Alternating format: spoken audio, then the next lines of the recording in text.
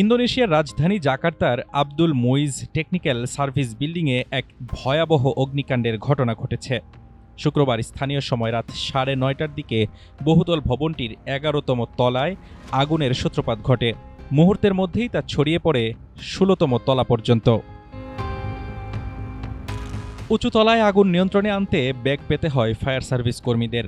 বাতাস তীব্র থাকায় বারবার তা উস্কে দেয় ভেতরের শিখা। দুর্যোগ মোকাবেলায় মুহূর্তেই ঘটনাস্থলে পৌঁছায় 40টি ফায়ার ইউনিট এবং 200 জন উদ্ধারকর্মী।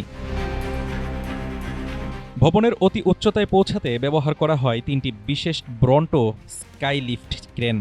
প্রায় 4 ঘন্টার আপ্রাণ চেষ্টার পর শনিবার রাত আনুমানিক 2টার দিকে আগুন নিয়ন্ত্রণে আনেন দমকল কর্মীরা।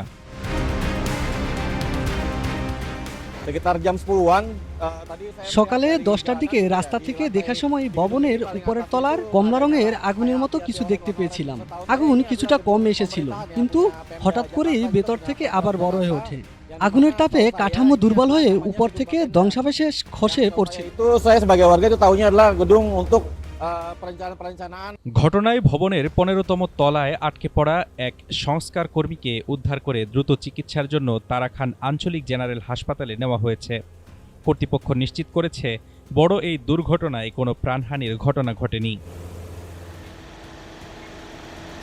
আগুন পুরোপুরি নেভানোর পর কোনো হিডেন হটস্পট রয়ে গেছে কিনা তা দেখতে ভবনের ভেতর প্রবেশ করেন ফায়ার সার্ভিস কর্মীরা। অগ্নিকাণ্ডের আসল কারণ জানতে তদন্ত শুরু করেছে জাকার্তা কর্তৃপক্ষ। হাফিজুর রহমান তুষার, ঢাকা টুডে।